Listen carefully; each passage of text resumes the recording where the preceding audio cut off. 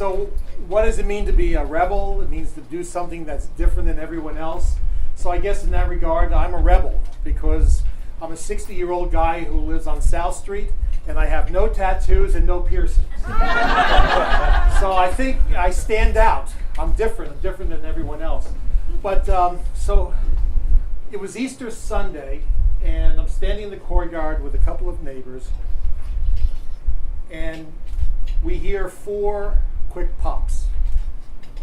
And one neighbor asked the other neighbor, was that fireworks? Was that gunshots? And the other neighbor says, oh no, I work in a homeless shelter. It was fireworks. Didn't sound like fireworks to me.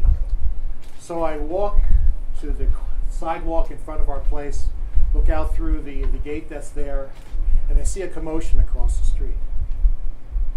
And I get outside and I look closer, and there's a young boy lying on the sidewalk. Oh my God. And there's a guy shaking him, calling out his name, Bill, wake up, wake up. And there's a woman who's starting to pray over him. And I go to him and I check for a pulse, and I can't find a pulse. But he looks like healthy. It doesn't look like the color I would expect someone who had been shot to look. And surprisingly, there's not a lot of blood on the street, just a blood stain on his jeans.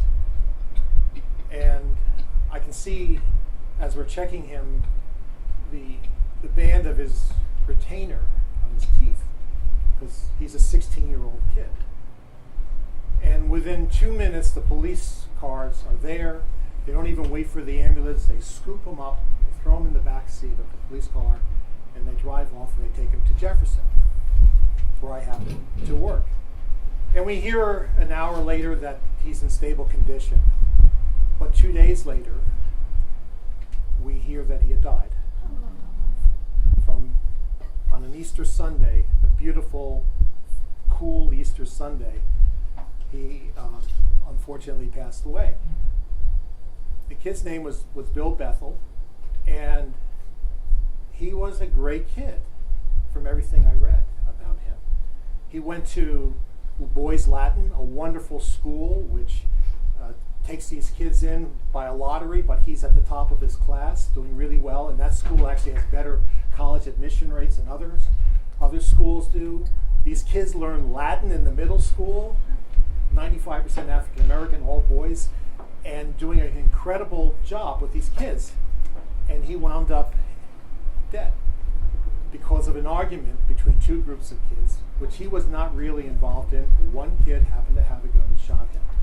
I felt really awful from this, and it's really interesting how the ripples from an event go out further.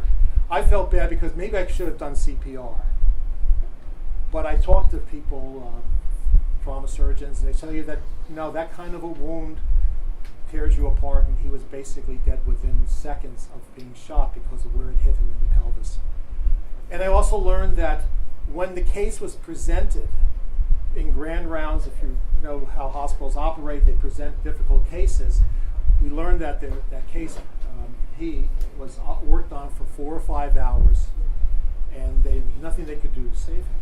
And this resident surgeon who was presenting the case could not finish the presentation because of all the emotion that she was feeling as a result of that. And for 2 minutes, this group of hardened surgeons were sitting there silent as a result. And I like to think that I could do, I would say to people, I said, well, he was in the wrong place at the wrong time, in a way to try to justify it. And someone said to me the really obvious thing. He was doing exactly what he was supposed to do. In one sense, he wasn't a rebel. He was a kid who was trying to do right by the follow all the rules, do exactly what you would expect him to do. And yet he wound up dead in a city that has way too many guns and too many young people who think that that's the idea of being a man, that to be a rebel for them is to pull out a piece and start shooting, as opposed to thinking, talking, and engaging with each other. And until we can, and for me, until I can figure out how to work with people like that to try to change the situation, we're going to see that happen over and over again.